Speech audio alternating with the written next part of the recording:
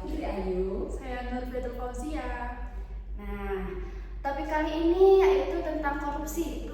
Kayaknya berat banget nih topiknya kali ini nih. Tapi kita tetap ngobrol ya. Tapi kita tetap ngobrolnya kayak santai aja. Oke, kita buat santai aja ya. Mungkin langsung aja ya. Menurut Mbak Putri nih, korupsi ini apa sih? Korupsi. Simpelnya gini.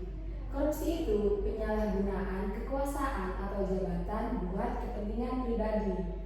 Bisa berupa uang, fasilitas, atau keuntungan yang lainnya.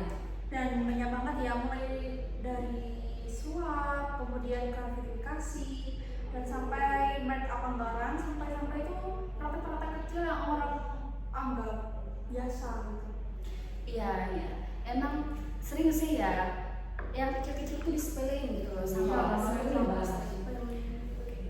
Kenapa sih korupsi itu dianggap masalah etika, bukan cuma pelanggaran hukum? Nah, karena ya pelayanan publik itu kan sifatnya transparan, kemudian adil dan jujur. Tapi kalau ada orang yang korupsi, nilainya tuh langsung jelek gitu loh, langsung rusak gitu.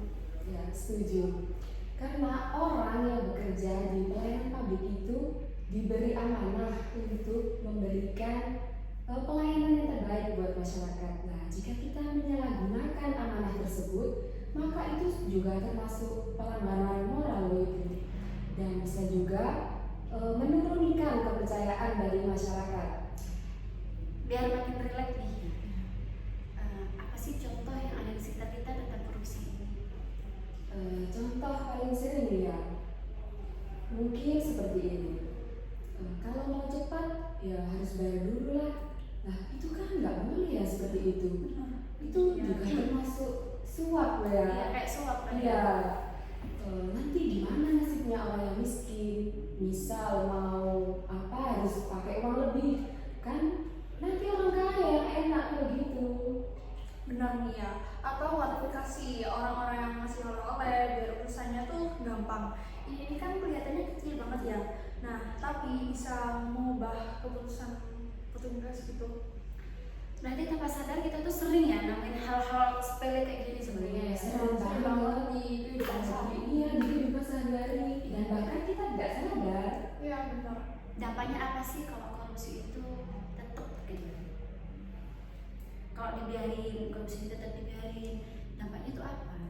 Oke, dampaknya ya itu banyak banget nih. Mulai dari pembangunan yang berhenti, kemudian ada yang dana yang bocor, sampai pelayanan publik yang makin ribet dan lambat gitu. Sering sih. Mungkin kalau yang paling berbahaya nih ya, Ya. masyarakat tuh jadi mikir kayak gini, ya sudahlah, emang sistemnya kayak gitu. Nah, itu kan pola pikir yang nggak boleh, itu pola pikir yang harus dirubah sebenarnya. Bener banget, harus diubah nih. Iya.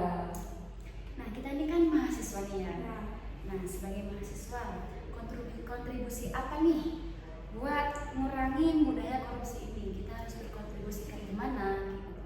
Kalau menurutku sebagai mahasiswa, kita itu harus bertindak jujur, terus tidak absen, tidak juga melakukan jalan pintas. Seperti kita harus menghalalkan segala cara.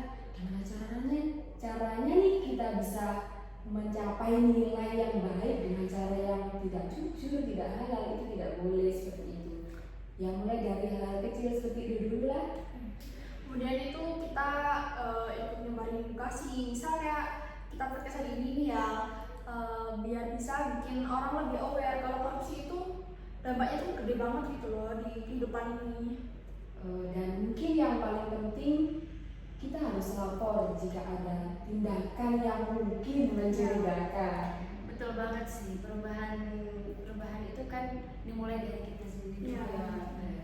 Mungkin cukup itu aja ya tentang diskusi. Kok sudah selesai? Iya, mungkin cukup itu aja. Terima kasih untuk waktunya ya. Oke. Oke teman-teman, mungkin cukup itu aja diskusi pada siang hari ini. Dan semoga kita bisa menjadi lebih sadar dan kita menolak kata tidak pada korupsi. Oke, thank you udah dengerin podcast kita hari ini. See you next podcast selanjutnya. Dah.